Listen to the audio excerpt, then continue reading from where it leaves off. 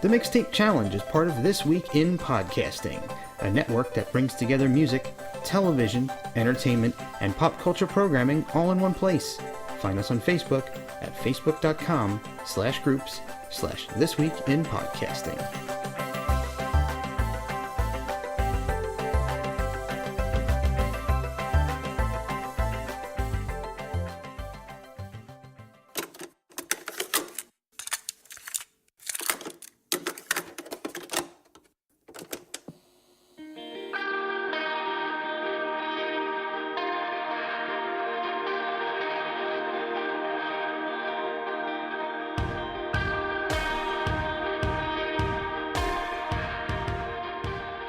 You are tuned in to the MixTape Challenge, the music discovery game show podcast where contestants challenge each other to create a 4-track music mix based on a different theme every episode.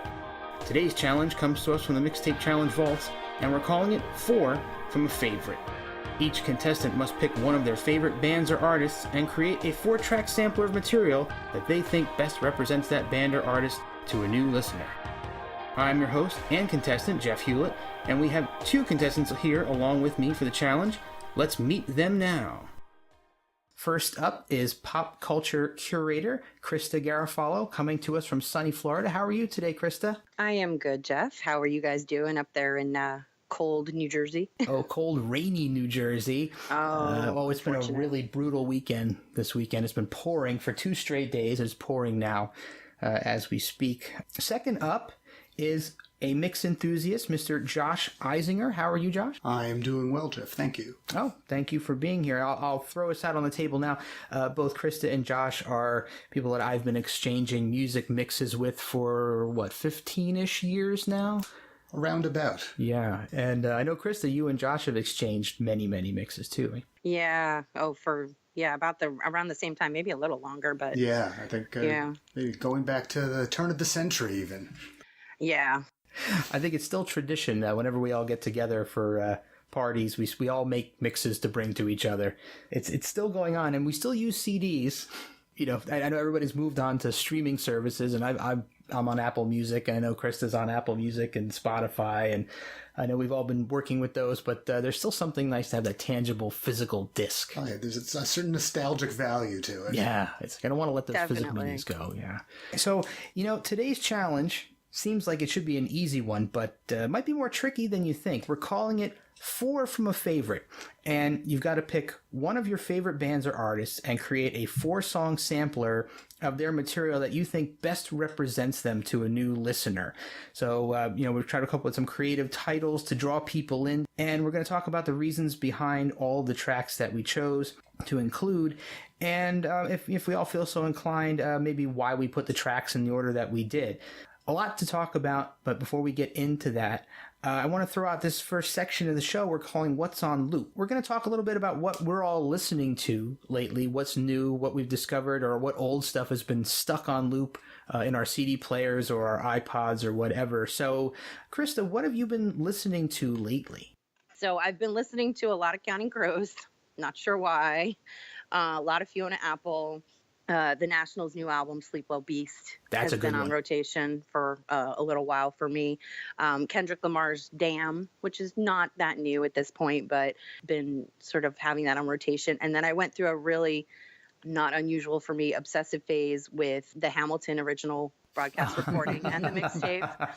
Yes, it's almost like the Rent days, only is, a little bit different, but was obsessively listening to that leading up to going to actually see the show last year in New York. So, and then discovering Dear Evan Hansen, another brilliant Broadway show, and listening to that cast recording leading up to going to see that. So some of the new stuff I have found some new stuff. Alicia Cara, is a good female singer-songwriter, has a lot of strong, positive female lyrics in her stuff. That one is kind of new on rotation. Rhapsody, who's a female rapper that I've started getting into. She was a discovery from watching the Grammys, which I was shocked. Usually I watch the Grammys. I don't really know what's going on anymore. There's always these snippets that I find. I always discover these random snippets of people that pop up in like weird little places. I'm like, oh, I want to check that person out. That's what happened with me with Courtney Barnett, with Casey Musgraves. Like that's how I discovered them. So I've been doing that. And then I'm starting to get into rediscovering Arcade Fire and Flaming Lips and Thievery Corporation because they're coming to a music festival near me. So, but it's been a lot of throwback stuff. It's been a lot of Counting Crows. I don't know if it's the time of year or something with the wanting to listen to like really poignant, miserable lyrics. Oh, Josh, what about you? What's been stuck in your CD player? I was fortunate enough to be gifted with a quadruple set of mixes recently. My friend David, who goes by the Mix Nom de Plume Barracuda. I had not seen him in a long time, and he had mixes piling up for me. He kept saying this, and he was true to his word. So there was a 4-set compilation that I've been listening to obsessively. And yeah, I mean, I've just been absorbing them. And one song in particular, I was absolutely stunned by is by a band called Pete International Airport. As soon as I saw it on the set list, I'm like, wait a minute, I know that name is actually a track by the Dandy Warhols from one of their earlier albums. And I looked up, like, well, actually, this is a side project by one of the members of the Dandy Warhols, who I love. Well, there you go. And who I'm actually seeing live for the first time ever in 2 weeks. I'm thrilled about that. I've been following them for like 20 years. So I fell in love with the song, so I had to get their album. So I've been listening to that as well when I'm not going back and still just soaking in these 4 mixes. What's interesting is several years ago, me and David, we exchanged mixes much as the three of us do as well, and he had given me a trilogy called the Warrior set. There was Warrior 1, 2, and 3. So 3 of these 4 were the second trilogies, Warrior 4, 5, and 6. I was so enchanted, and I'm really captured a lot of the same spirit of them. I mean, even though it's almost a decade later, it's really just been phenomenal. Indeed. Yet again, was there a theme to any of those Warriors mixes? Is that a there was no real, other than, I think it's sort of capturing just the same kind of mood of it, which is sort of ambient, ethereal kind of stuff, although there's really some good rock stuff in there too. Like, he has a distinct style when he makes mixes, and I mean, that's the thing, this was very much him. Very cool. So I've been kind of in a weird space musically myself lately. It's been sort of a mishmash of new discoveries and nostalgic older stuff, and I subscribed to Apple Music about a year and change ago. So a little while ago, I discovered an Icelandic young guy. I think he's 18, 19, or 20. I have a hard time finding any really good information about him out there. And I'm probably going to mess his name up because I'm not sure how to pronounce Icelandic surnames. But his name is Axel Flovent, I believe. And he's got 2 EPs and a single out. So he's got about 9 songs out on Apple Music. And I've been mesmerized by this guy. Every single one of his songs is absolutely brilliant. I can't really figure out a way to describe him. In his little bio, it says he's modern folk music. But I don't know. Even that doesn't feel like it covers it necessarily. It definitely has a pop flavor, but it's not the type of pop songs that are, a real catchy hook and a bunch of throwaway lyrics. Like everything is very personal and insightful and beautiful. His arrangements are beautiful. Over the last week or so, I've been getting into a nostalgic phase. And one of the other discoveries I'd had way back in those days was an English singer by the name of Roy Harper. One of his songs came up on random and suddenly it just got into my brain. So I've been kind of going back into that mode and listening to his albums from track 1 to the final track and moving on to the next one. So that's kind of where my head's been at musically. So thanks, guys. That was pretty cool. I'm looking forward to checking out some of the stuff that you guys have been listening to. I guess we're going to get into the actual meat of the episode here. And I think it's time to spin our random wheel to see who gets to go first. So I'm going to go ahead and spin that wheel. And I think it looks like Josh is going to be up first. So Josh, why don't you tell us who is the band or artist you chose and what is the title of your mix? The band that I chose is James. Which shocking. Yeah, anyone who knows me is really, I've guessed that immediately. And the title is called La Petite James. Mm-hmm. That is a play on their 2014 album La Petite Mort. So James, they are a UK alt-rock band. They came out of Manchester in the early 80s. They sort of had their heyday really in popularity, probably in the late 80s, early 90s in the UK, and they had a little bit of cult status and popularity, sort of more in the college rock scene in the early to mid 90s in the US. And that's sort of when I discovered them. I remember distinctly the first time I heard James. They were on David Letterman. I remember my friend Andy, who lived down the hall from me in my college dorm. He was like, "Oh, you guys, you got to hear this. You got to hear this," because he knew of them, and that they were playing "Laid," which is probably most people in the U.S. if they know any song by James, it's going to be "Laid." And they played it on Letterman, and I fell in love instantly. I'm like, oh, that's awesome. And Andy went and immediately bought the CD. And for the rest of that, this was late January 1994. For the rest of that entire spring semester, we would hang out in his room pretty much every night listening to this CD.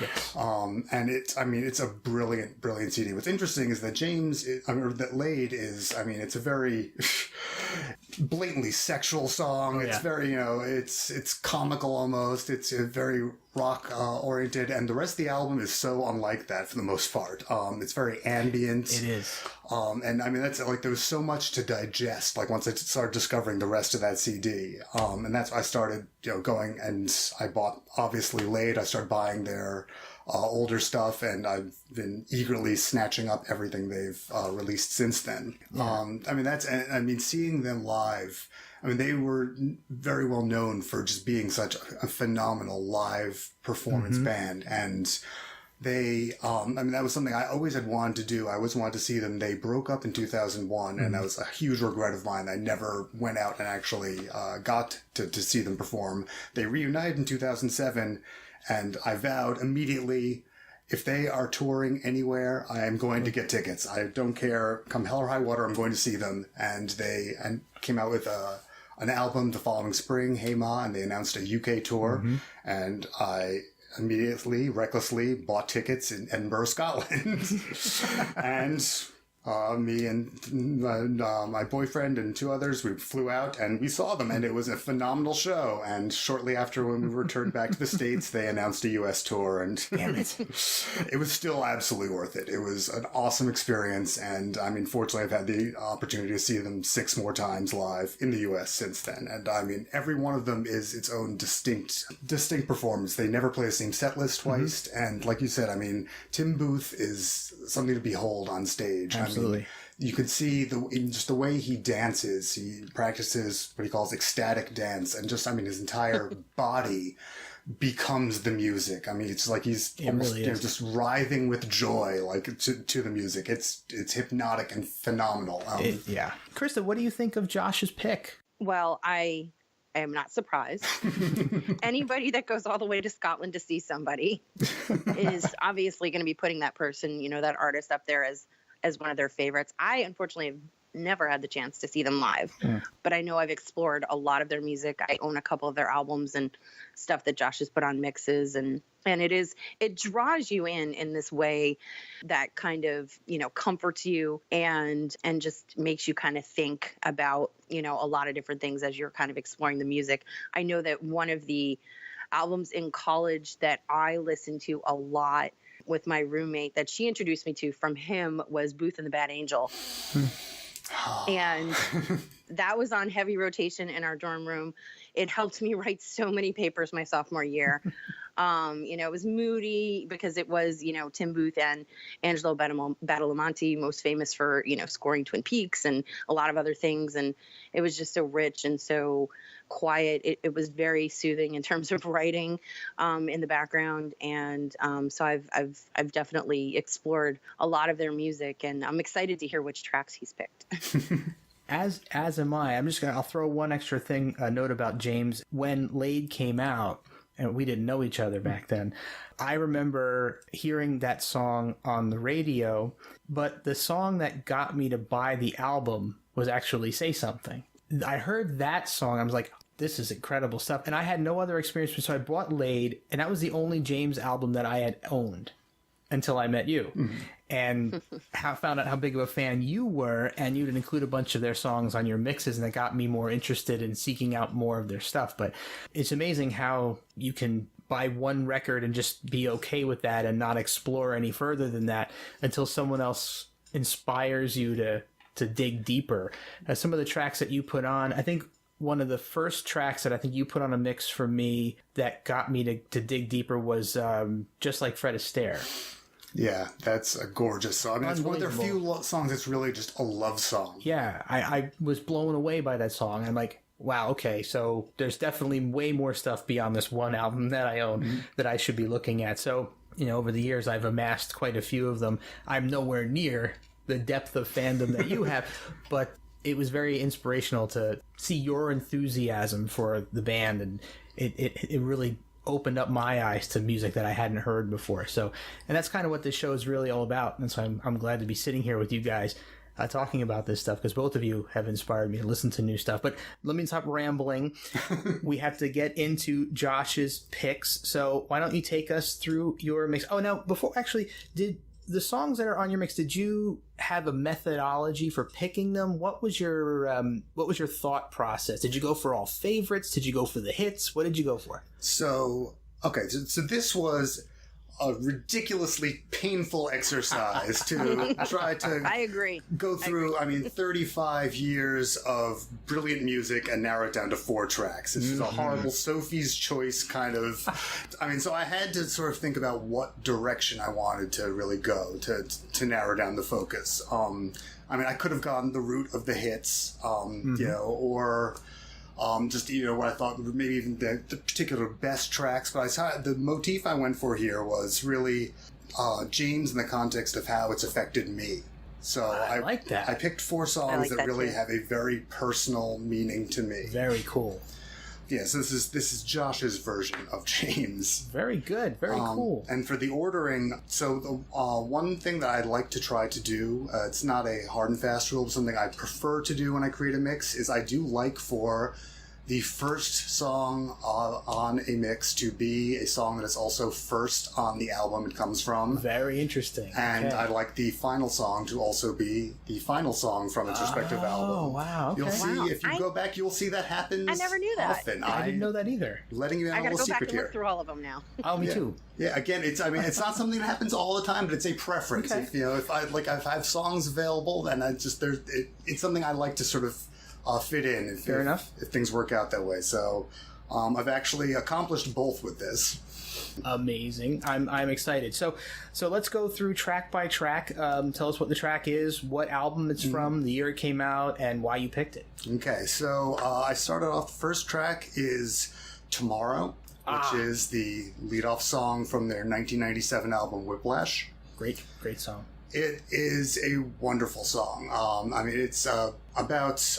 Tim Booth said it was composed sort of in regards to a friend who was threatening to jump off a building. Oh. But it is really, a very inspirational, powerful song. It has this driving drums that, is actually kind of uncharacteristic for a lot of James.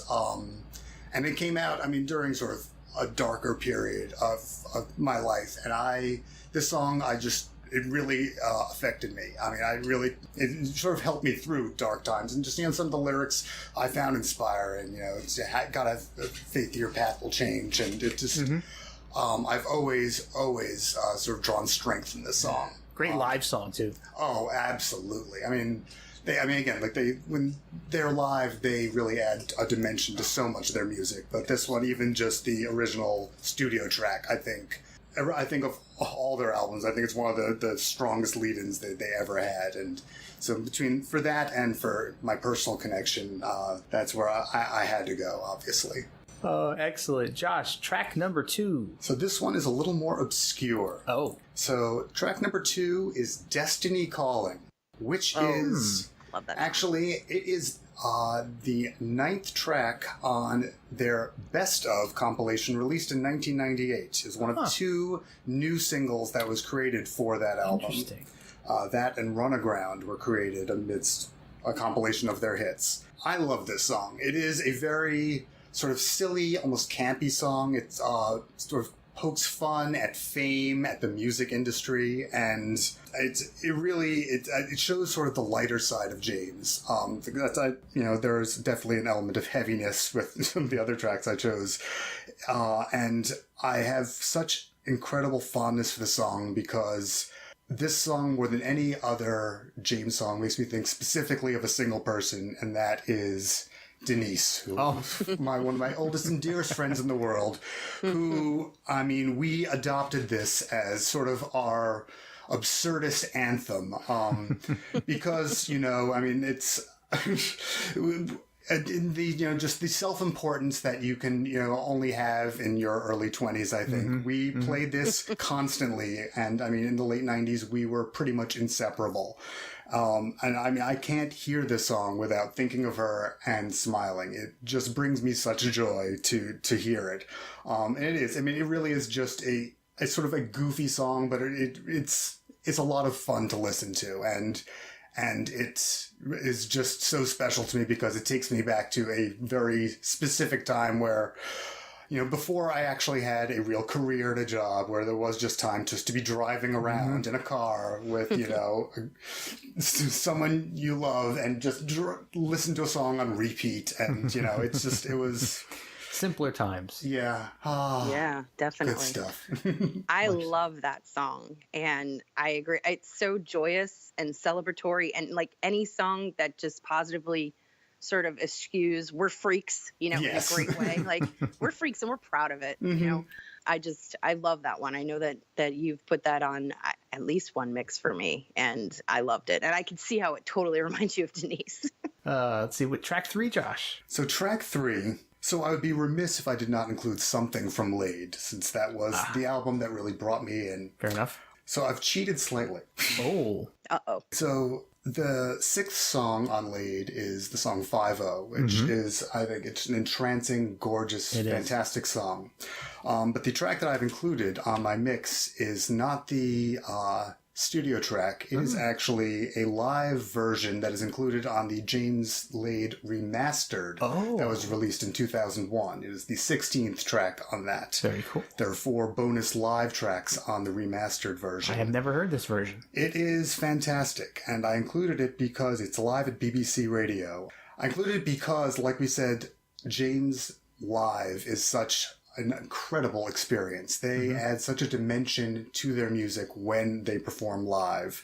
And even this song, you can hear the difference between the studio version and the live version. There are so many layers that they add to it. The intensity just goes up and up and up. And this song in particular has become my favorite song to hear live because as the years have gone on, they have added so much more to it. I mean, it's become sort of a 10-minute just extravaganza with this huge lead-in with Saul Davies just going crazy on the violin and this huge bass. And I mean, it's incredible. I have actually put together an entire mix that is nothing but live versions of this song. I called it Live-O. Nice. So this being the only live version of this song that's available on a commercially released album, I felt it was only appropriate both to celebrate this song and James live. This slid into the 3rd slot on this compilation. Very cool. I'm very familiar with the studio version of this song, but I have not yet heard a live version, so I'm anticipating what's going to be on that CD when I play it.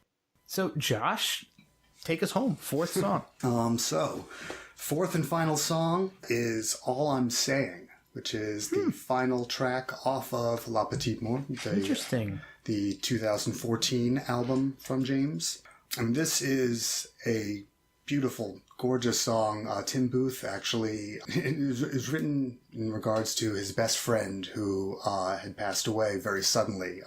Actually, I recall when we saw them live in 2014, it was 2 years ago that night. And I remember they performed it that night, and it was, you could tell how heartfelt it was. It's very much about how she had died so suddenly and he never got to say goodbye. There's all the things that were left unsaid. And he was just trying to express them all, just trying to work through the grief and, just communicating through space and time to this person who had meant so much.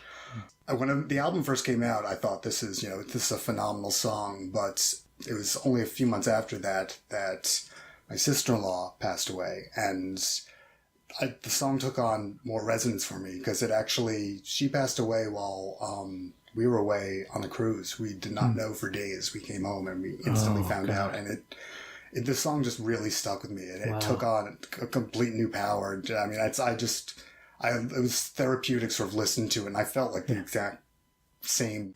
I felt the meaning of it, like it was, because again, not being able to say goodbye, but hoping that this person knew how you felt, and just that the understanding was there. Absolutely. So this song is, it really is meant a lot to me.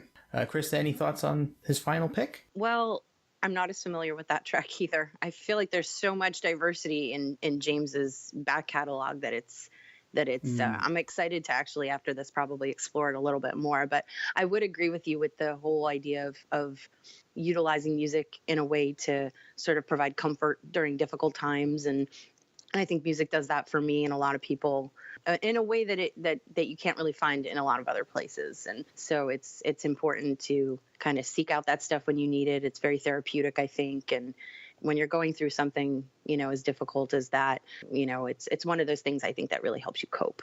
Absolutely. I think all of us are, I think what we would categorize as people who see music as more than just mere entertainment. Right? Mm-hmm. Absolutely. Yeah. It can inspire, it becomes part of who we are. Yeah. It's an art form in every respect. And, I guess when we go through all of our mixes, we're all going to have the same types of reactions to at least a couple of our songs. So, Josh, anything else you want to say about James and your mix before we move on?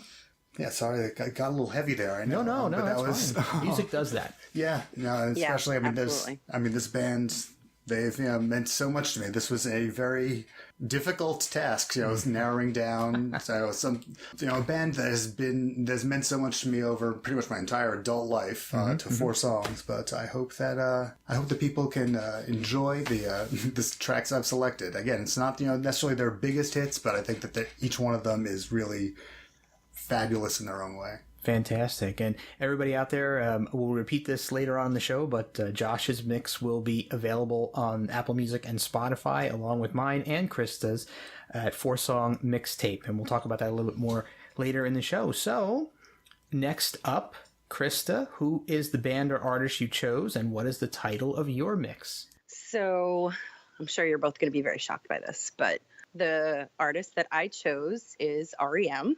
I knew it. I know, right? Stunned. I know. And the title of my mix is Take a Picture Here, Take a Souvenir. It's a lyric from a song called Cuyahoga.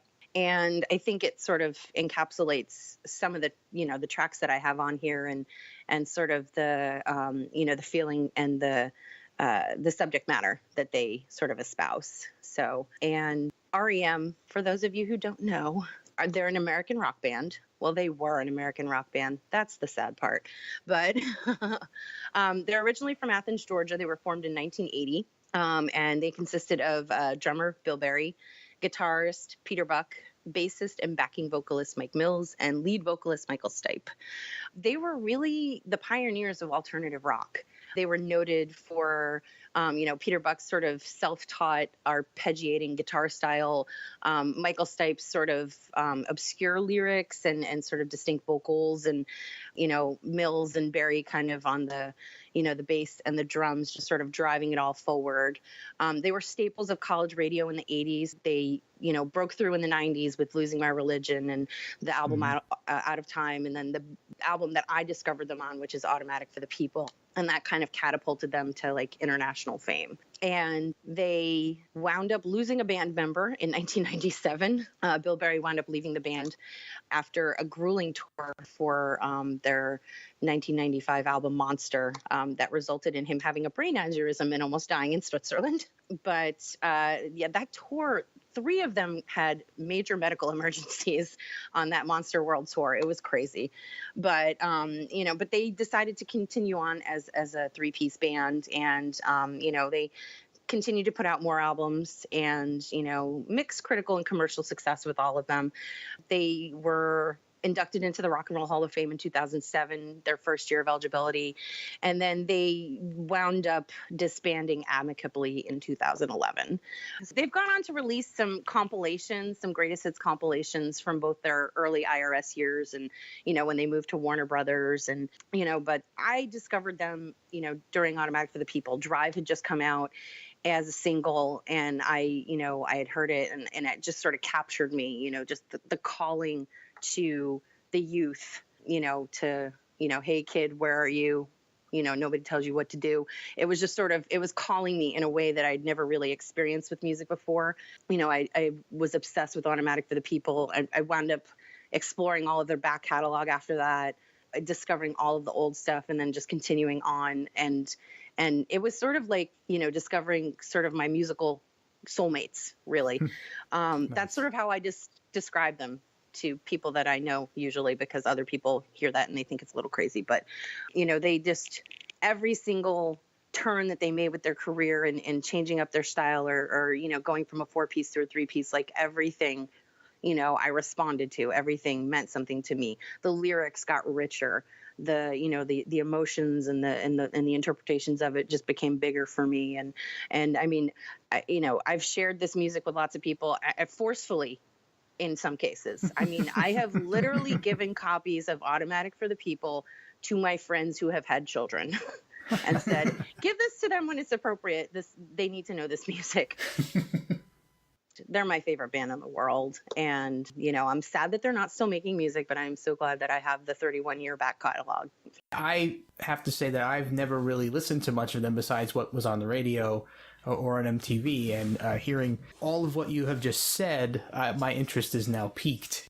I'll make you an intro mix. Okay, deal. Yeah, I cannot say I'm surprised in the slightest. I am a fan of r.e.m. I do not have the breadth of r.e.m. knowledge that Krista does. I was into them more, I think, during the meaty part of their career in the 90s. I think I'm more familiar with, say, Automatic for the People. But I'm very interested to hear what you've picked. Okay, well, why don't we move into Krista's pick? What is your first track? So I will start this by saying that for those of you playing at home that maybe want to recreate this, don't pick your absolute favorite band to do this. It's really hard. Hear, hear. I actually made 6 different playlists from 6 different perspectives and went back and forth on a bunch of them, and then finally decided on what I was doing. I felt like I was Rob Gordon in High Fidelity with trying to figure out if I needed to do this chronologically or autobiographically or all sorts of stuff. And so I did a chronological one. I did an autobiographical by my favorite albums and autobiographical by song, autobiographical by people. I did a political one. I did one with the primary songwriter was each member. I mean, this is how I do things with mixes. I like music and I like lists. So that's how this all started. And so I kind of had to really explore in my mind, where do I want to go with this and what's the best way to do it? I don't know that I've discovered the best way, but this is the way I'm choosing to put it out here for you guys and for the listeners. But so I had to, as my first track, pick literally the first single that was released, which was Radio Free Europe. I also kind of cheated like Josh. There's actually 2 versions of it. There is the originally released in 1981 Hibtone single, and that was sort of on a smaller independent label, which is featured on their first greatest hits compilation from the IRS years, Eponymous. It's track 1 on there. It was originally released as a single. I don't know how easy it would be to find it as an actual single, so that's where you can find it. It was re-recorded in 1983 and was the lead-off track and lead single from their first full-length album, Murmur. That version is slightly slower. The lyrics are slightly different, and through interviews that I've done, I've heard that they like the original better. So I picked the Hibtone single. And, it's the first thing they put out into the world. It's very college radio, very, kind of jangle pop, as they were kind of referred to as. It's a little bit faster. A lot of their stuff in the early 80s was very, fast and very danceable. And this is sort of from what I call the unintelligible lyric phase of Michael Stipe. In the early days, he wasn't I'm going to be careful with this. He was not as profound, I think, and I think he would admit this too, in his writing style as he became to be. There was a lot of words in the songs, especially when he was performing, that you didn't know what he was saying. I don't think he knew what he was saying each time. He went of a lot for like sonically like different sounds and kind of piecing words together that sounded good to each other and not necessarily talking a lot about the meaning. But so that was sort of how they started out. And that was sort of how it was for a couple of the albums in the early IRS years. But the music was really infectious. The guitar was really driving. The drums were, just sort of pulling it all together. And to me, this is where they started. And it was important to include it because I think it kind of shows the progression as you go in through their catalog. You need to see where they came from and how everything kind of started. Now, you said a couple of words in the middle there that got me. I was a big jangle pop fan in the 80s. I absolutely loved that. I guess it kind of morphed into dream pop later on, but it fell out of fashion in the very early 90s. I mean, grunge pretty much put the boot to that type of music, right? Which crushed me because some of the bands that I really love kind of fell off the radar when grunge hit. So now I'm very interested to go back and listen to some of this early R.e.m. because I'm not familiar with it at all. You're gonna like a lot of early R.e.m. Okay, you're gonna like a lot of it. Okay, let's stop the show now. What I know about yeah, I know, right? Let's all go back and. But yeah, a lot of their early stuff was, it was danceable even, I think in like a very 80s danceable kind of way. There was one track that I wanted to put on here and I was thinking, and I wound up not winding up on this one, but it was to me, I used to like dance around to it in my apartment when I was in grad school all the time. So, and I think a lot of people are, who are only familiar with maybe like everything from when they hit the mainstream, they'd be like, you don't dance to R.e.m. Like, that's weird, so, the early stuff. This wound up being sort of chronological in some way. Other themes kind of pulled out of it as I was going through it. But so this was sort of my track for the IRS years, the beginning years, the college years. Mm-hmm. Very cool. So excellent first track. Josh, any reaction? I have a mixtape a physical cassette, tape. Yes, that was made for me in I guess it was the early 90s by my girlfriend at the time. But it was, I remember that Radio Free Europe was on there. Now I'm wondering which version it was. It might have been the Murmur version. Do we have to dust off a cassette deck somewhere? I know. I have every mixtape that was ever made for me. I still have, but I no longer have a device. I don't either. To play them on, but I refuse to get rid of mixes. Like cassettes that I bought, they're all gone. But the mixes, they're sentimental. Like even if I can't play them, I cannot possibly bear to part with them. Agreed.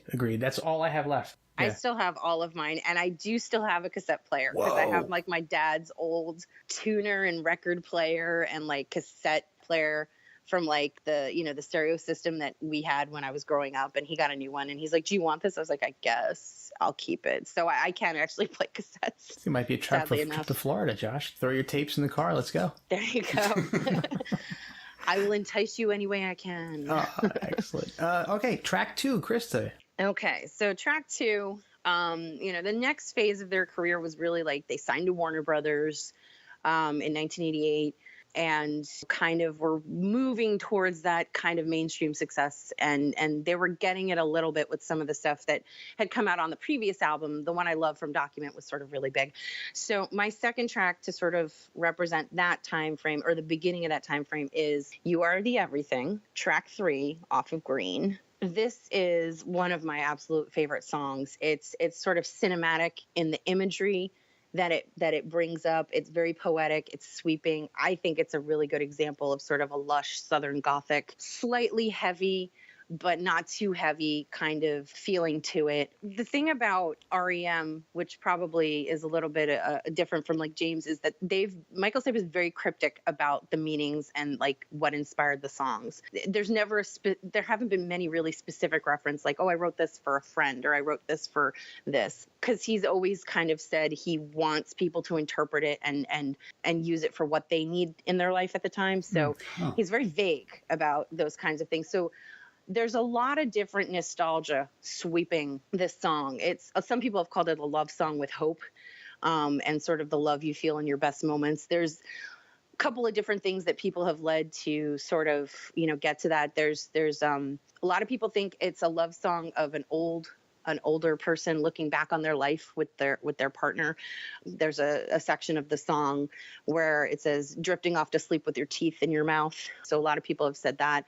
A lot of people have said it's sort of looking back on a wistful sort of positive childhood memories. There's a section in the song where they say, here's the senior in the back seat laying down, the windows wrap around to the sound of the traveling engine, sort of like evoking like a family car trip.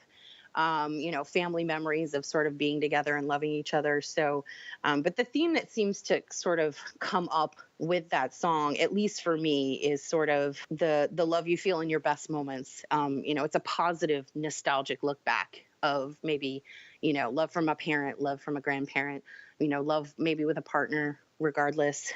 So, the music that was created with, the guitar. And then this is one of the first early sort of appearances of the mandolin that Peter Buck became kind of famous for. And so it's just sort of this very sweeping, lush kind of song. And it's sort of, you listen to it and it's about somebody sort of thinking back on their memories, and you kind of go to that place and sort of start thinking back on your own memories. So it's very, I could see, how, he says, it's what you want it to be for you. You go back to the memories that you kind of make you feel that way. So this is, like I said, a nostalgia, but a good nostalgia, taking stock of the good things that have happened to you in your life. Nice. I like that. Yeah. That spurred on another thought. This could be a whole different podcast, I think. But this reminds me of hearing that Michael intends for the listener to interpret the lyrics in a way that means something for them. This reminds me of English class in high school, arguing with the teacher about interpreting the meanings of books and poems. And no, you're not interpreting this properly. The author intended for you to interpret it this way. Like, no, it's the way that it speaks to me. I like that is his approach to songwriting. Yeah. It's fascinating. I think that when he puts stuff out there, I think there's meaning to him, but I also think he doesn't want to limit it to being just, this is about me, which I think, I'm not very artistic, unfortunately.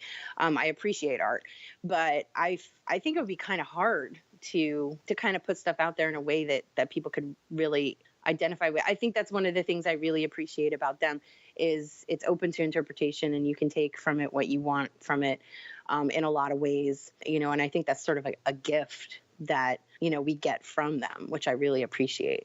Excellent. That's amazing. I'm even more anxious now. Yeah. To listen to Krista's mix, or the whatever starter mix she's going to be making. Starter mix. All right. Well, track 3. Track 3. So this is still within that sort of Warner Brothers time frame, because it was just so prolific, and so, lots of big things came out of it.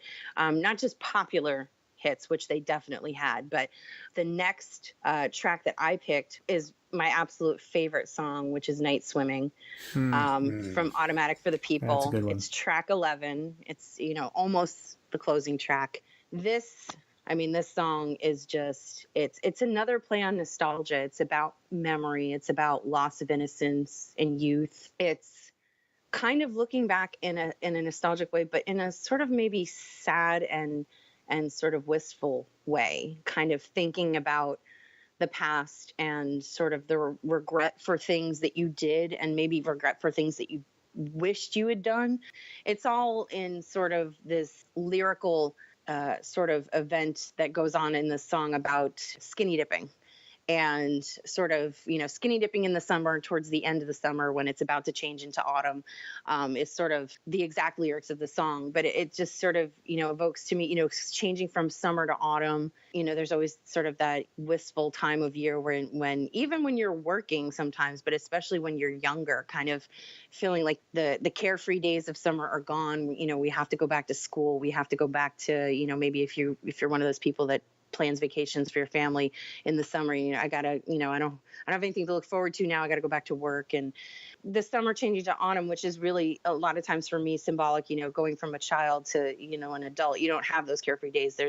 There's responsibilities, and there's things that you have to take care of that you're not going to want to take care of. And I think that's kind of evoked in some of the lyrics. There's one that's, it says September's coming soon. And then there's To me, there's, looking back on this album was just, it's a beautifully quiet album about death and youth. And there's a lot of stuff calling out to youth in this album too.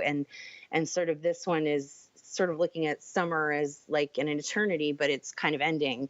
And, the person kind of looking back on it is kind of desperately trying to cling to, but probably obviously lost that kind of innocence that they thought that they had. Because he says these things, they go away replaced by every day. So it's just Mike Mills on the piano and a string arrangement that was actually put together by John Paul Jones of Led Zeppelin. They brought him in to do some string arrangements on a bunch of different songs from Automatic for the People. That's kind of what gives it sort of that quiet, driving aspect to it, to sort of play upon that death and youth theme. But it's, like I said, it's one of my favorite songs. I have been lucky enough to see it live once. It's not something that they trot out for live shows very often, unfortunately. And I was just really grateful when I was able to see that. It makes you think about a lot of different things in your life. And as you can see, I'm much like my music that I'm listening to now. I wound up in looking at it chronologically, kind of managed to pick all these really nostalgic songs that sort of have different nostalgic meanings. So this one, the person is definitely looking back on it and kind of questioning, their actions and if they could have done things better. But there's some really great memories in the background that they're thinking of too. But it's not as, I think, hopeful and positive as, say, You Are the Everything. So interesting. Josh, any thoughts on Night Swimming? I love that song. Radio Free Europe, I'm so much familiar with. I was not familiar. I think I only know Stand is off of Green. Yes, it is. I think that was the only song I knew off of that. Like this one, I was waiting for the one that I can sink my teeth into. I adore Night Swimming, so I'm very excited that you selected it. Although really, I'm not surprised because I did know you loved that song. Oh, yeah. Well, this song is attached to a certain memory for me, and it's not anything, deeply personal or poignant, but I remember many years ago, I was in a coffee shop in Neptune, New Jersey with a friend of mine, and it just so happened that while we were there, it was like an open mic poetry thing. People were getting up and reading poetry. Someone got up and read the lyrics to this song as a poem. Oh, wow. I was like, that's an interesting choice. I don't want to say it emphasized the meaning a little bit more, but hearing it read, he kind of read it in a more dramatic way. Mm-hmm. It wasn't just a straight read. So he was kind of emphasizing, vocally, things that I guess he wanted to really point out in the song. So it was interesting to me to hear somebody read lyrics to a song that way. When you said Night Swimming, that memory just came flooding back into my head. Like, God, I'm back in this coffee shop a million years ago. Yeah, it's one of those ones. Automatic for the People had tons of big hits. Everybody Hurts, Drive, mm-hmm. Man on the Moon was huge. And this one was a single. It was, I think, the 5th single off the album. And it's sort of quietly become, a fan favorite. A lot of people that I know that are fans love this song. And if they're making top 5 lists or top 10 lists, it always winds up at least in a top 10 list that I've seen. It's very quiet, but it's very powerful. And it's a really great lead into the last track on the album to sort of kind of complete sort of the death and youth journey that you're going through on there, which is sort of Find the River, which is a great song that almost wound up on here. And it's just sort of a really great conclusion to sort of the buildup of, exploring different themes of death and what it brings about. Does it bring about empowerment? Does it bring about, fame and fortune and that kind of thing? So this is my absolute favorite album. Like I said, I give it to people when they have children. So I would definitely, and I think, I don't know, I do think there's something to say about the first album of an artist that you really, when you first discover them, maybe continuing to be your favorite. This was my first one, and I don't know if that has something to do with it. It might. It's also a really great album, so I can't say enough about that album. It's beautiful. Speaking of songs that lead you into the last track, what is track 4 on your r.e.m. mix? So track 4 kind of goes forward into sort of the later r.e.m. years, post Bill Berry, and kind of on an album where they're the beginning with Up, which I love. They're still trying to like find their footing and figure out how to be a 3-piece band.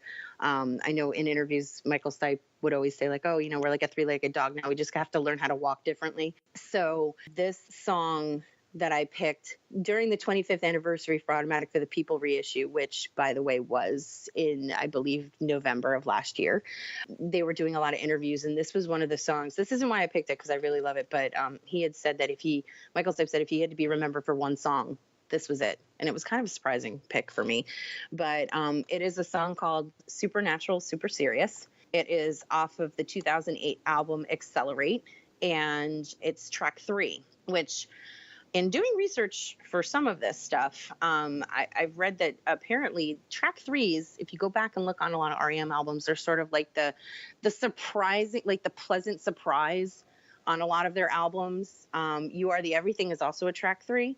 And it's sort of the thing that you don't see coming that you didn't think you needed, but like after you listen to it, you're like, I can't believe I didn't think I needed this, because sometimes they don't necessarily go with the lead off tracks, but it's sort of a kind of a curveball, a very pleasant curveball. So this song, it's still playing on sort of the nostalgia kind of journey I think I was going through on this, can really kind of be summed up in one of the lyrics, which is enjoy yourself with no regret.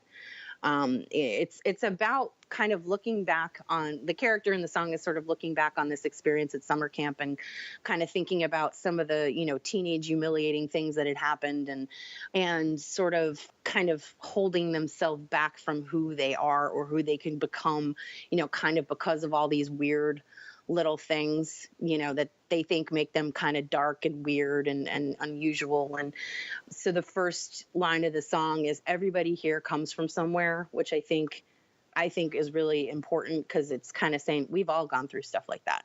We've all been young. We've all been weird.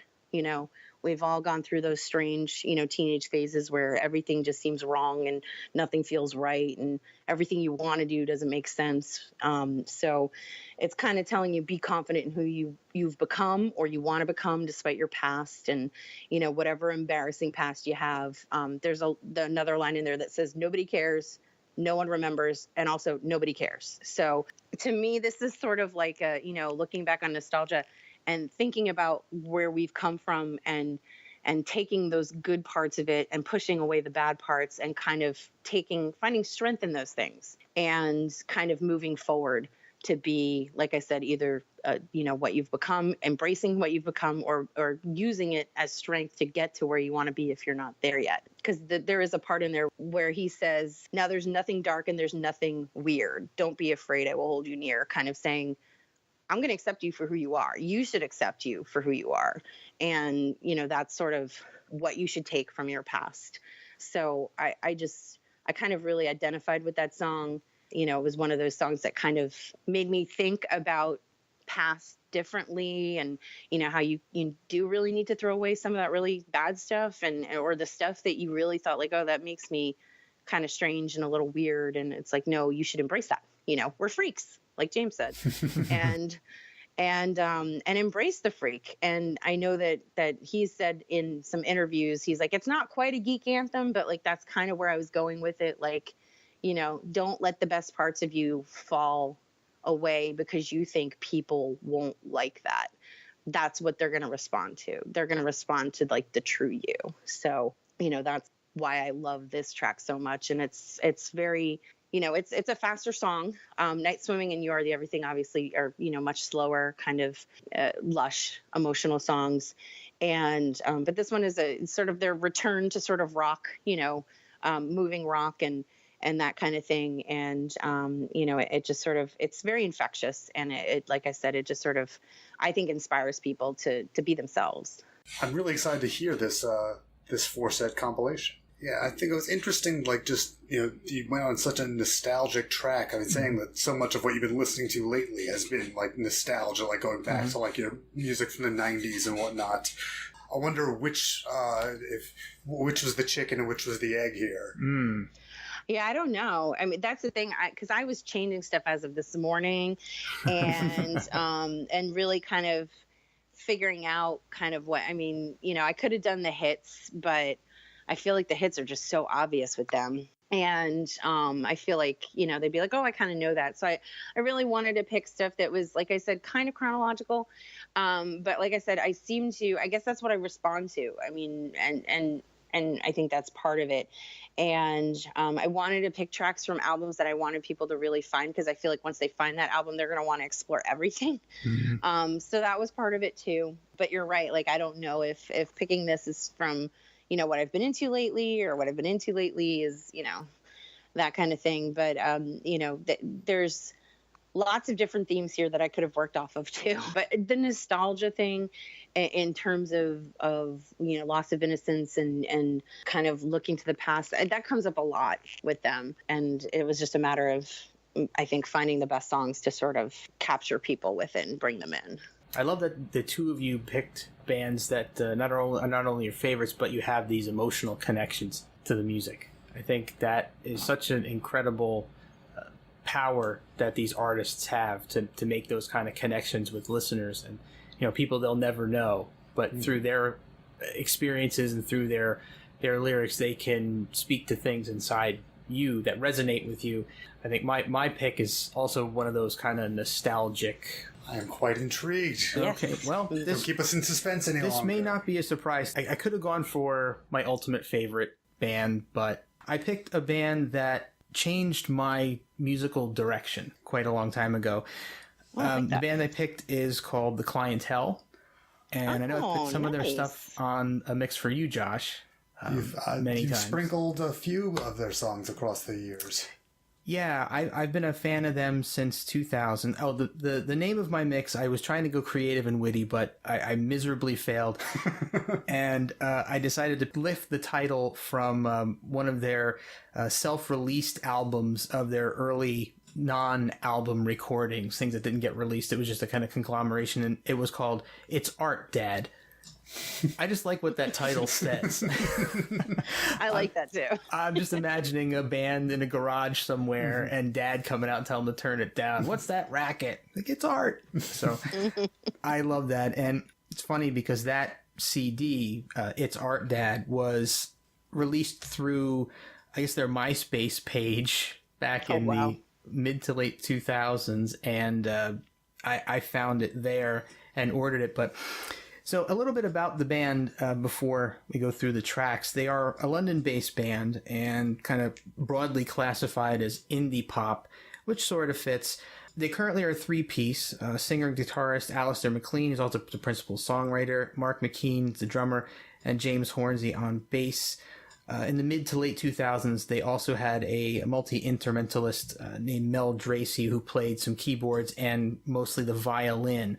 So that played a big role in a couple of their records in the mid to late 2000s. So back in the 90s, and I mentioned some of this earlier, the 90s were not really a great time for me musically from a discovery perspective. I was relatively close-minded at that point to top 40 and popular music in general, so I was pretty much tuned out of the radio and MTV by that time in my life.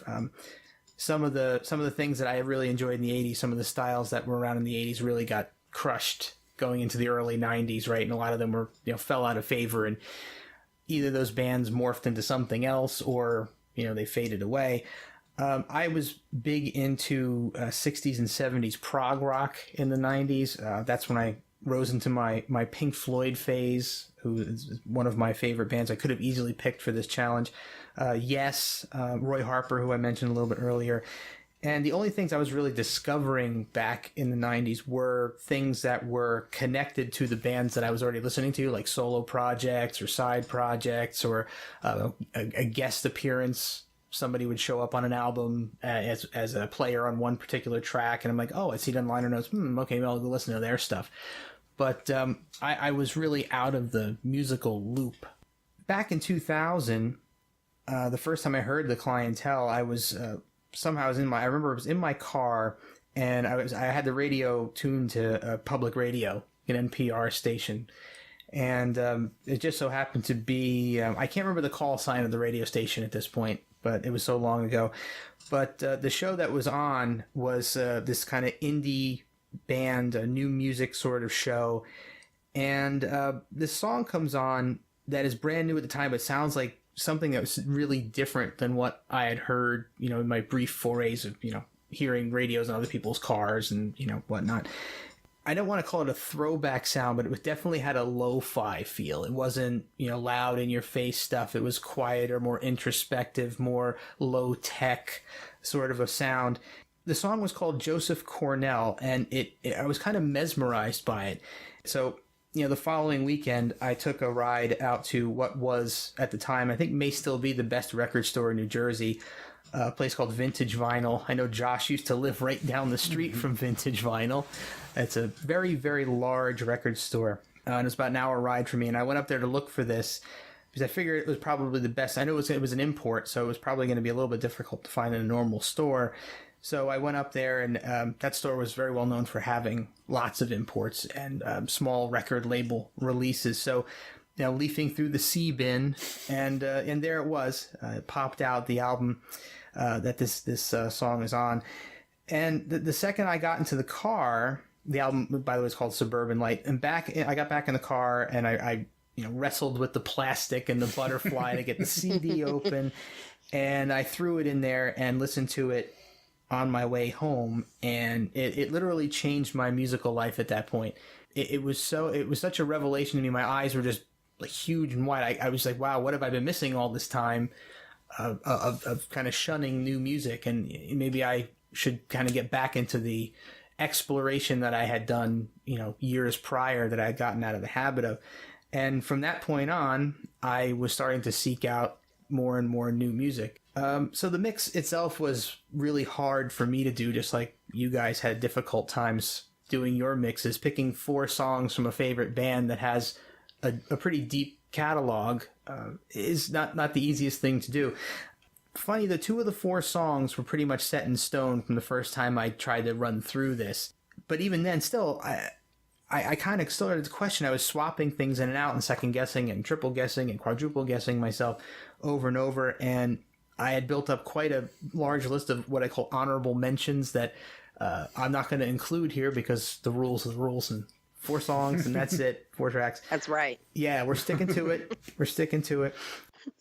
I painfully omitted several tracks that I really, really wanted to include, but they just kind of fell off the bottom of the list. So I guess my overall approach to this was I just wanted to offer a solid perspective of what the band is like, what their sound is, what the songwriting style is.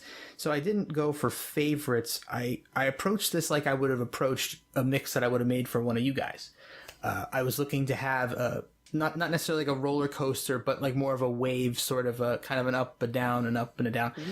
So to take you through, the way that some of their albums would flow. So I tried to put the tracks in the order that it felt like it had some kind of a cohesive flow. I mean, their sound evolved over the years, but hasn't fundamentally changed. The 17 years separates their first album from their latest one, which came out just last year. But the fact that their style doesn't change that much makes it easy to put their songs together, compile them from different albums and sources, and have it not sound too jarring. So with that part of it, it was relatively easy. And that's actually something I really love about this band that I know people don't like in bands that don't change their style that much. I kind of like the fact that when a new album comes out, it's going to sound like the clientele that I love, right? Mm-hmm. Not that I'm against bands changing their styles or evolving. Sometimes it's nice to have that familiarity. So when you know the new album's coming out, you're like, I know I'm going to love this. There's no mystery here. I know as soon as I pick this album up, I'm going to absolutely adore it. So, like I said, fundamentally, the clientele is the clientele. No matter which album you pick up, you're going to get relatively the same feel. No, I am actually, I know I've across I think I counted, it was 34 mixes I have from you. Wow. Yeah. And I know the clientele has come up a number of times. For some reason, I don't think we've ever discussed them individually. Like, I don't think I would have necessarily picked them out as having that much of an impact on you. Interesting. Interesting. Krista, have you heard, you've heard of them before, I assume? I have, and I remember you telling me about them and how much you really liked them, but I thought you were going to go the same route that Josh and I did, and I was just wondering if you were going to pick Morrissey or the Smiths, like which one it was going to be. They were up there too. Oh, they were up there too. So that was sort of the direction I thought you were going in, but I know I've heard a couple of tracks by them at your recommendation. Cool. Yeah, you guys know me very well, though. Shannon assumed I might have gone the Smiths Morrissey route. That was very close. I figured it would probably be too hard to pick between them, and you would kind of almost have to go in a different direction. Yeah, I don't know how that would have worked.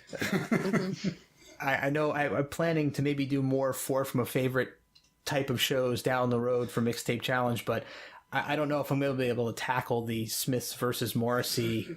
I'd probably have to do one and then the other down the road, something like that. I don't know if I could make the decision to...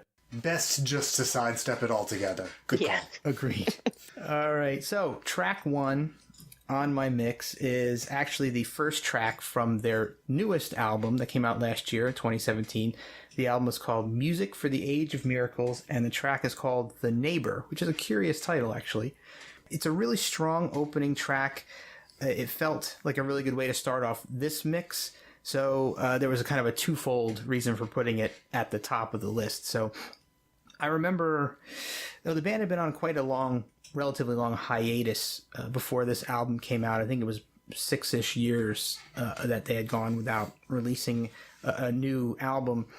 And I remember the day the album dropped, I was waiting for it, and I picked it up and I spun it for the first time, and there's this smile came across my face as the opening notes of this track were struck, and you knew you were back. Alistair's guitar style right there, front and center.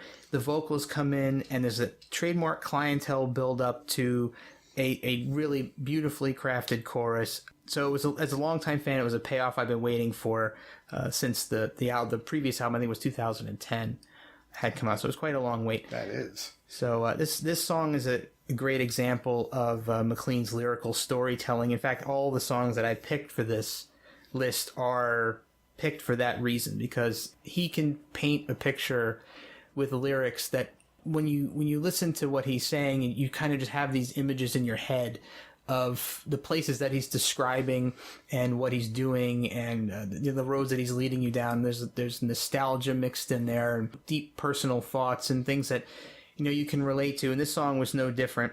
I think it's very accessible. It's very personal to him, but it's vague enough that you can listen to it and get your own. Any thoughts on that one? A lead-off song. See, there's a reason that they're lead-off. They give you that.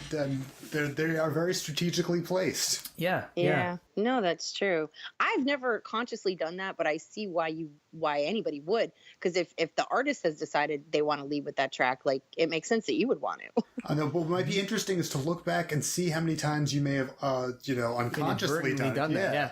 Because the song is just, the songs just, they are strong lead-off singles. Regardless of whether or not you intentionally thought, this starts off the album. It just, and from listening to the album numerous times, it may have just gotten in your head like, this is just a strong opener. I think we've just stumbled across another potential mixtape challenge.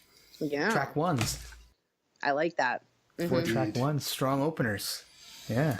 All right, track 2 for me is the third track from an EP called Fading Summer, which was released in the year 2000, called Bicycles. I may have included this on a mix for you, Josh, years ago. Like I said, the EP came out in June of 2000, which was about 6 months or so before I would hear them on the radio for the first time. And after I picked up the album, Suburban Light, which was their first proper album, I started to do a little more research into the band and looked them up online, and I found that they had released this EP 6 months earlier and had 4 tracks on it that weren't on this record. So, of course, me getting back into the music discovery business, I sought this thing out. It was a little bit more difficult to get. It wasn't in stock at Vintage Vinyl, but they did order it for me. So nice. I wound up getting it, and all the songs on it are brilliant. And there are 2 that are tied for my favorite track on that EP, and this one is one of the ones that's tied Unfortunately, now you don't have to find that EP anymore. It was reissued 14 years later. They reissued Suburban Light, the remaster, and included these 4 extra songs and some other stuff that was left over from the archives. So you can get them all on that 2014 re-release. This song is a bit more on the introspective side, song about memories of a simpler time. I think a couple of our songs from our previous mixes have that same kind of a feel. Mm-hmm. Some very specific and vivid memories and some more generalized themes. They're spurred on by a drive on a rainy Sunday, which I'm sure we've all experienced before. And one line that stands out to me a lot in this song is playgrounds where we spend our days return within our dreams. What it isn't up to me. As a kid who used to ride my bike across town with my friends and go to this big park and just kind of hang out there all day and monkey around and do whatever, it just brought me back to a much simpler time in my life. We're all adults now with careers and life gets a little bit complicated and stressful, but when you can evoke those kinds of memories in a song and take my mind back, to those times, it just makes me think of the power of the subconscious and, the uncontrollable nature of our memories sometimes, and the ability to evoke those emotions. That's not necessarily without us willing it to happen, but just, how a specific lyric can trigger something in your mind and take you back. So, as a guy who grew up in those simpler times, this is one of those songs that really takes me back to the playgrounds where I spent a lot of my youth. So excellent song. Like I said, this is from the first year of commercial output, and it's got a very, very lo-fi feeling to it. It definitely sounds like 4 or 3 guys around a Porta studio just kind of playing away. But it has their trademark sound that would continue throughout the rest of the career so far. So that's my track number 2. I mean, I was trying to place it based off of the title, but the lyric definitely resonates with me. I know that it's been on one of your mixes, and now I'm going to have to play it on the way home because I have all of them on my phone. It might be on one of the Who the F.I. Is mixes. I can look it up. So I think I did 3 volumes of that one. Yes, you did. Yeah, 3 volumes of personal songs that I had attachments to. I want to say this is on one of those, but it may have been on an earlier one. Yes. No, you're absolutely right. It was? Yes. Wow. See? Well done, Mr. Hulit. Thank you. It sounds great. I mean, obviously, based on what I've shared with my list, I'm always interested in hearing more nostalgia songs and in anything that sort of evokes a past feeling or, feeling from your past, especially that you're positive about, is really good. So I'm excited. Like I said, I'm taking notes. I'm going to explore this stuff as soon as we're done. Awesome. And that's a good point. And I'm thinking about a lot of songs that I have those nostalgic connections to, and I think a lot of them are tied to positive things in the past. I never really stopped to think about, songs that take me back to another time, if they were necessarily taking me back to positive or negative memories and times in my life. But I think I can say, if you look at those 3 CDs of mixes I made for you, Josh, I think all of them pretty much take me back to positive things, with maybe the exception of a couple. Yeah, no, I think you're absolutely right. And I mean, I think a lot of the mixes you made, though, have been definitely personal in one way or another. I mean, they've also been made at different points in your life where you have gone through a lot of things, and they've reflected your mood, I think, as your life has moved forward. Yeah, you're probably right. Now I'm going to open up my Excel spreadsheet. Yes, I keep all my mixes that I've ever made in an Excel spreadsheet so I can not repeat songs, right? Oh, that's a good idea. I have a notebook that I started, but I haven't kept up with it as much as I wish I had. But I'm a write with a pen on paper person. Nice. It's just the way I am. So, and I actually just found one of my old notebooks that has tons of notes and stuff. It has sort of who I gave the mix to and the year and all this stuff. So I need to get back into doing that more regularly. For sure. Yeah, to go into the National Mix Making Archives. Yes, we must start this. Yeah, exactly. The MixTape Challenge National Archives. All right, Nick, third track.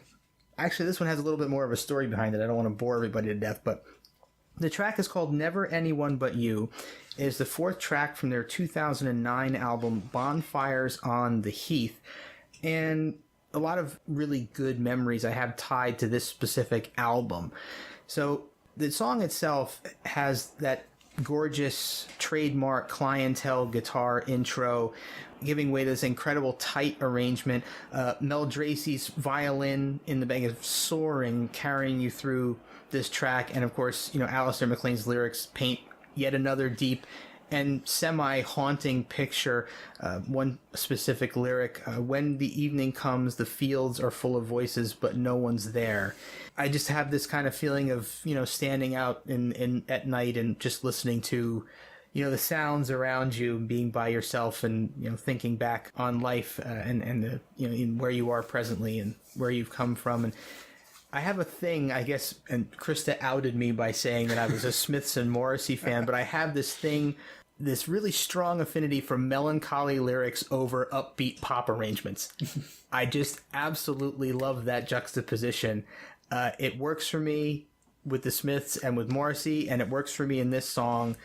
And this is to me an example of that working really, really well. And it presents some really relatable concepts like the, quote unquote lost summer that we've all seemed to have at one point in our lives. And, having someone stuck in your head while doing mundane things like standing around in your kitchen, watching the clock roll by, I kind of love that. But this album in 2009 was an interesting year for me in my life. And I had gone to a clientele show with a friend of mine in Hoboken, New Jersey. And the band was hanging out, in the little pub there. And, I got to say hi to them. And I talked to them on the previous tour. And they remembered me, which was really nice. Oh, nice. And that's so cool. Yeah, and I went, there was a really small room that they were playing in, and I was kind of sitting in the back of the room with my friend who was with me, and I happened to be sitting right next to the merchandise table. And there was a guy behind the merchandise table, and I struck up a conversation with him. Turned out there was their road manager, a guy by the name of Hetty. And we were talking for a little while before the band came on, and he was lamenting the fact that he was stuck behind the merch counter and couldn't walk away and get a beer because his glass was empty. So I went and I asked him what he was drinking, and I got him a beer. He seemed like a really cool dude, and we were shooting the breeze, and he was really, he was really touched by that. And he asked me if I was coming to the show the next night, which was in Philadelphia at a place called Johnny Brenda's, and I'd been there before, but I didn't buy a ticket to that show because it was a weeknight, and we're adults. Mm-hmm. We all had work, and nobody really wanted to go with me. And I had this bad hang up about going to shows by myself. Same thing with movies. I don't really like going and sitting in the movie theater by myself. Like, I don't know why. I just have this hang up about it. But he said, no, you really should come. You really should come. I'll put you on the guest list. I said, okay, I don't think I can turn that down. So I have to get over myself, and I have to go to this show. So I drove into Philly the next night. It was a little over an hour drive, right off of Georges Avenue. It's a really cool little venue. It's upstairs. They have a two-tier, like a balcony, and downstairs a little bar section.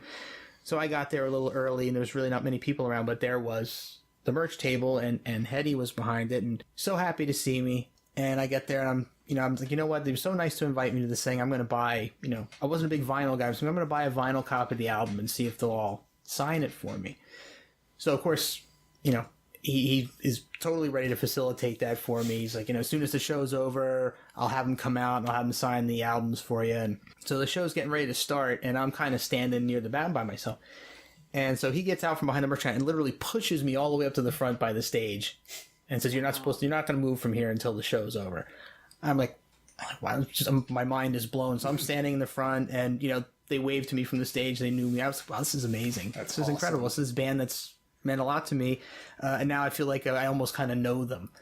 So, the show's over, and sure enough, he brings them all out, and they're all signing my record for me. And I got to sit and talk to them all for a while. And it was a really incredible experience and one of my best show memories of my life. So, tied specifically to this record, because right when this record had come out, and I think it was the second stop on their tour of the U.S. So I got to see them the first two nights, and I got to hang out with them a bit. Very cool memories attached to this one for me, and thanks for listening to my story, by the way, guys. That's a fantastic story.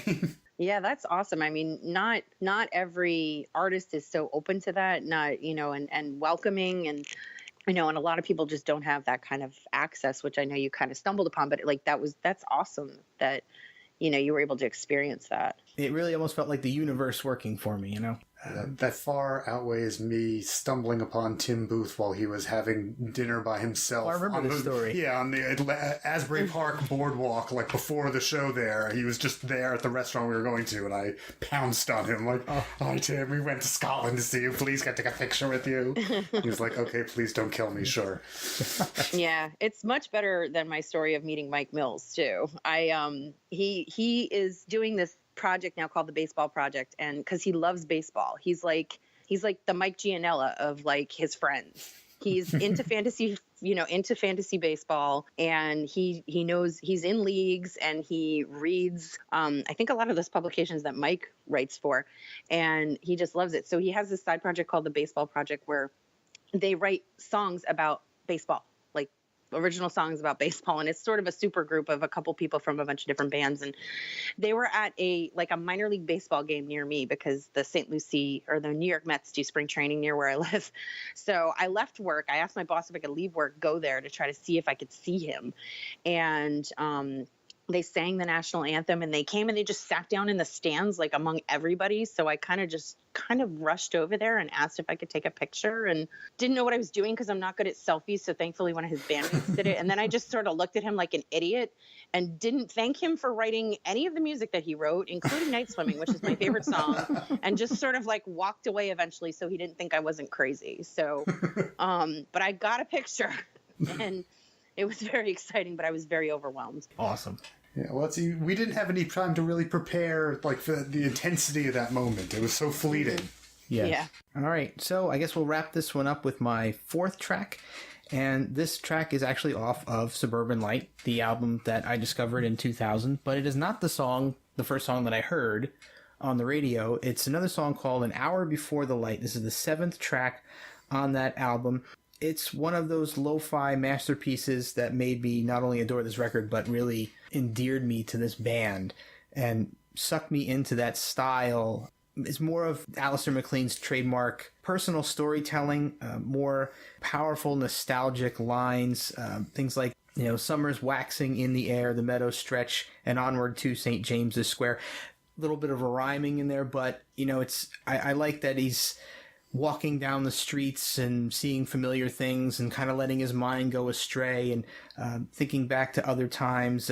Other lines like, when I see your sunlit eyes, it turns my laughter into stone. You ever wonder who he's talking about? You kind of think back to some of the relationships that were in your life that maybe aren't anymore. How do you feel about those things, and what kind of memories do they evoke? And I don't know, this is more contemplative stuff that really endeared me to this band. And I love that his lyrics, time and time again, almost every single song, create these scenes in my head. And, their arrangements just make the perfect accompaniment for going through those memories and thoughts in my mind. So I'm not going to go on and on about it, but this album was really important to my, I guess, musical evolution at the time. And I guess, that's the basis for my whole reason for picking them specifically for this first episode of Mixtape Challenge. So I guess that pretty much wraps up our mixes. I think everybody's mixes were incredible. Thank you guys for putting so much time and effort and thought into this. I know all of us toil over these things. Mm-hmm.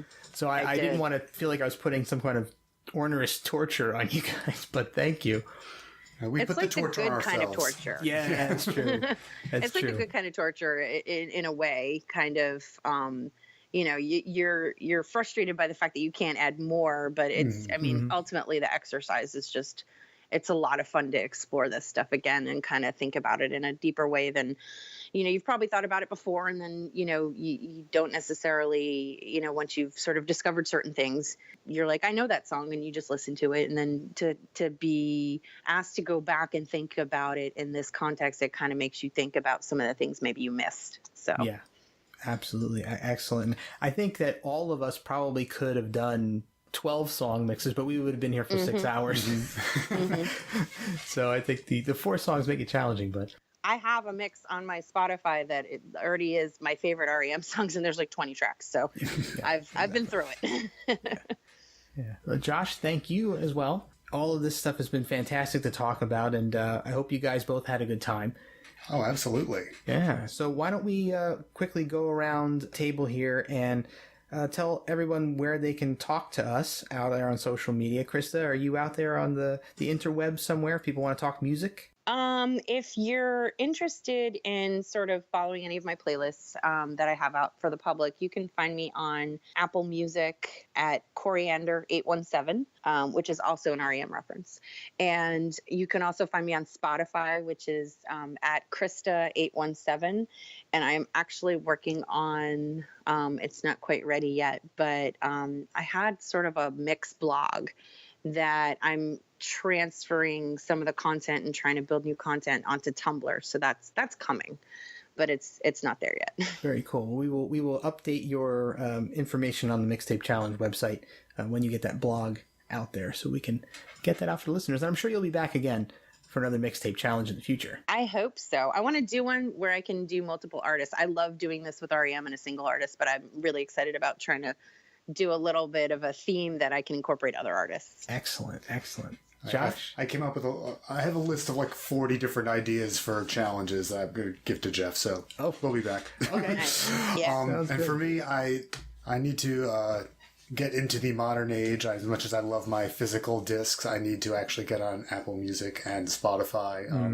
So details on more social media forthcoming. I'm on Twitter at JD Eisinger. All right, as we end the show, I want to let the listeners out there know that due to copyright restrictions, we won't be playing any actual music on the show. But once the show's been released, we will be making these mixes available on Apple Music and Spotify. So make sure you check out the show notes for details at mixtapechallenge.com or follow 4-Song Mixtape on either service, and you can see today's tracks and a whole lot more. And speaking of today's list, I'm going to run down everyone's mixes once again here, starting with Josh's James mix. Track 1, Tomorrow. Track 2, Destiny Calling. Track 3, 5-0, live at the BBC. And track 4, All I'm Saying. Next up was Krista's r.e.m. mix. Track 1, Radio Free Europe, the original version. Track 2, You Are the Everything. Track 3, Night Swimming. And track 4, Supernatural, Super Serious. And finally, my mix with the clientele. Track 1, The Neighbor. Track 2, Bicycles. Track 3, Never Anyone But You. And track 4, An Hour Before the Light. You can listen to all these tracks by visiting mixtapechallenge.com and checking out Reel Number 1, 4 from a Favorite, Volume 1, or by following the show on Apple Music or Spotify at 4-Song Mixtape with no spaces. Thanks so much for tuning into our first episode. Next episode's challenge will be called Sounds and Sights. Stay tuned for that coming soon. And if you'd like to submit your own mixtapes for today's challenge or any of our upcoming challenges, send us a tweet at 4-Song Mixtape on Twitter. And we are so happy to have had you here with us for the Mixtape Challenge and look forward to discovering more music with you next time.